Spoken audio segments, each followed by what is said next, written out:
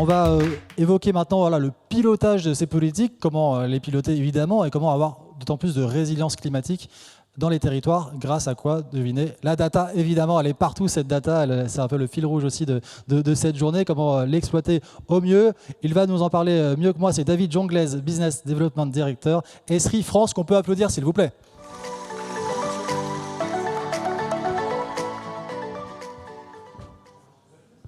Bonjour à tous et à toutes. Donc, voilà, donc on va évoquer ce sujet pendant une dizaine de minutes. Alors un premier slide qui décrit en quelques mots finalement la proposition de valeur que l'on fait au territoire, c'est-à-dire d'offrir à voir ce que l'on ne peut pas voir forcément naturellement. Donc on va parler un peu de géographie. Esri est un institut à la base de recherche en sciences de l'environnement, c'est l'acronyme d'Esri, et qui s'est transformé en société commerciale il y a une cinquantaine d'années. Et le sujet de la géographie est intéressant puisque la géographie permet d'étudier et d'écrire finalement les phénomènes humains et physiques sur un territoire à toutes les échelles et les interactions réciproques. Rien que par cette définition, on comprend que la géographie est un élément de réponse sur une meilleure compréhension finalement du changement climatique que l'on vit. Alors notre monde, c'est un écosystème extrêmement complexe où l'ensemble des sciences de la Terre finalement sont imbriquées. Et il est difficile parfois d'y voir clair, quelle que soit l'échelle d'analyse. Et c'est un monde en plus qui évolue et où on voit à travers les études scientifiques qui évolue de plus en plus vite. Alors le monde fait face à de nombreux défis. Et face à ces défis, finalement, le premier défi que l'on a, c'est un souci de collaboration. Vendredi dernier, j'étais avec un client qui, fort d'un décret de loi qui est passé en juillet 2022, s'interroge finalement et est missionné par le préfet, la préfecture de région pour analyser la vulnérabilité sous-jacente à l'aléa des inondations. Donc on va être de plus en plus exposé à des crues rapides finalement sur des crues erratiques, je dirais, sur nos territoires. Et la vulnérabilité finalement des réseaux enterrés.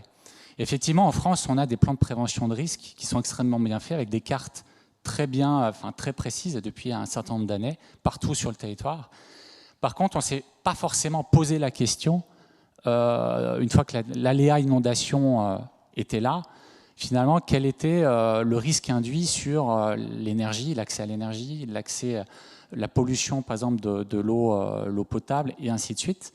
Et finalement, l'enjeu premier sur cette résilience climatique des territoires, c'est un enjeu de collaboration. Il faut mettre l'ensemble des parties prenantes autour d'une table, et pour ça, il faut aussi partager une compréhension commune. Et le langage, finalement, de la géographie, c'est-à-dire la carte, finalement, est un bon moyen, non seulement d'intégration de la donnée, quelles que soient les disciplines concernées. Donc typiquement, là, sur l'aléa précédent, il faut mettre l'ensemble des opérateurs de réseau autour d'une table, la préfecture, bien sûr les gens en charge de la prévention des risques sur l'inondation, un institut d'urbanisme en l'occurrence, etc., pour partager une connaissance, la connaissance du territoire et anticiper au mieux finalement ce risque et suivi finalement de la compréhension, proposer des solutions adéquates. Alors, le système d'information géographique, c'est une approche, permet finalement l'outillage qui permet cette approche géographique. Et il apporte non seulement des outils, mais aussi un cadre de réflexion, d'intégration de données, de visualisation, d'analyse, en vue d'une meilleure compréhension et d'une prise d'action sur le terrain. Alors, j'ai passé en revue un certain nombre d'exemples.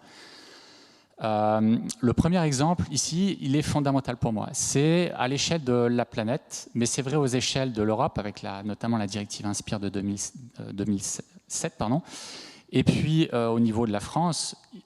Pour partager cette vision commune, il faut partager des référentiels communs. C'est un certain nombre de jeux de données qui sont rappelés ici en bas à droite, qui sont des fondamentaux et qui permettent ensuite de construire une connaissance commune par-dessus. Ici, on a un exemple basé sur de l'intelligence artificielle qui a permis finalement de détecter l'ensemble des zones bâties et qui ensuite, cette donnée de base finalement où on a l'ensemble des bâtis dans le monde permet par exemple de reprojeter la population qu'on a souvent à des échelles plus petites, c'est-à-dire à l'échelle d'un pays. On va pouvoir reprojeter cette population sur les zones bâties pour notamment, par exemple, en cas de crise, mieux identifier finalement les zones où la population est dense, ou les zones qui sont soumises à un risque de sécheresse ou d'inondation, par exemple. Donc ce partage de référentiels il est essentiel et à la base. Donc l'ONU y a travaillé avec nos services, l'Europe avec notamment à travers la directive Inspire autour de 34 thématiques, et l'Open Data en France participe à cet élan de partage de données de référence. Alors, j'ai passé en revue un certain nombre d'exemples. Ici, on est sur un exemple les SIG permettent de comparer finalement un état passé avec un état actuel. Ici, entre 1973 et 2015, finalement, sur l'état de la forêt en Indonésie, notamment pour préserver ses ressources capitales à l'échelle mondiale. C'est vrai pour l'Amazonie aussi, et en vue de préservation de cette forêt primaire et de la biodiversité sous-jacente. Alors là, on est sur un autre exemple qui est intéressant, qui démontre finalement la pression foncière de l'homme sur l'animal. Ici, on a une carte qui restitue une analyse où on a 45 espèces protégées aux États-Unis. Et les zones en jaune sont les zones où l'animal et l'homme sont en lutte pour leur territoire. Et donc, c'est les zones qui sont à cibler si on veut préserver la biodiversité pour créer des espaces naturels protégés. Donc voilà, on a à travers une carte, finalement, une lecture des zones à enjeu pour la protection de la biodiversité sur les 40 espèces protégées aux États-Unis. Moi, j'ai passé celui-ci aussi. Ici, on est sur une carte aussi, on a une analyse basée sur l'intelligence artificielle, sur l'évolution des cultures, notamment ici du maïs, en fonction de l'évolution des précipitations, de la température, de la nature des sols, de l'occupation des sols, et notamment de l'évolution de l'occupation des sols à 2050.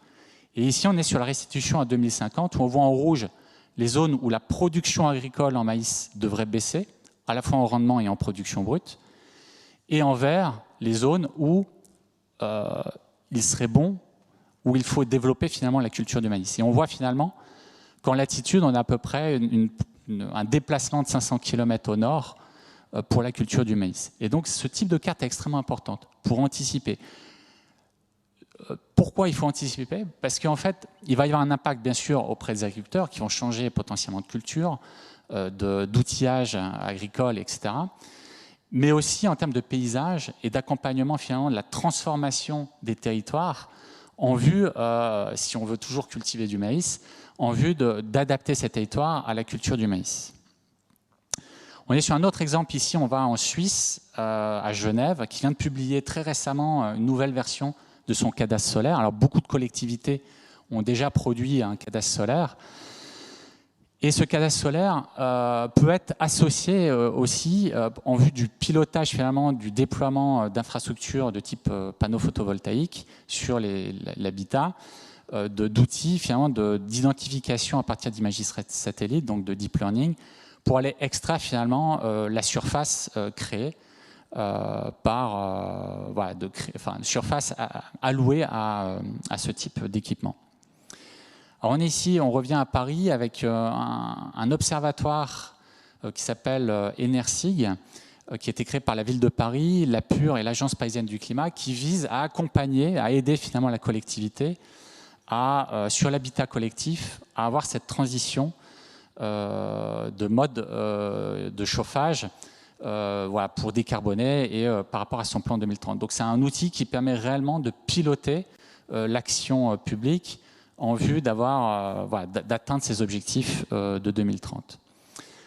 Toujours sur le pilotage, ici on est sur un exemple à Toulouse, à travers un partenaire qui s'appelle Terranis, qui a une double expertise à la fois d'analyse d'imagerie par deep learning, mais aussi en agronomie, et qui produit un certain nombre de tableaux de bord qui permet réellement de piloter l'impact d'une politique de végétalisation urbaine pour diminuer finalement les îlots de chaleur et avoir une meilleure qualité de vie avec des choses assez intéressantes à explorer. Je vous invite à aller voir. Ici, on est sur un risque lié notamment à la sécheresse, qui est le retrait ou le gonflement des argiles, qui a deux impacts principaux sur les bâtis, avec la fissuration des bâtis, et puis aussi sur les routes.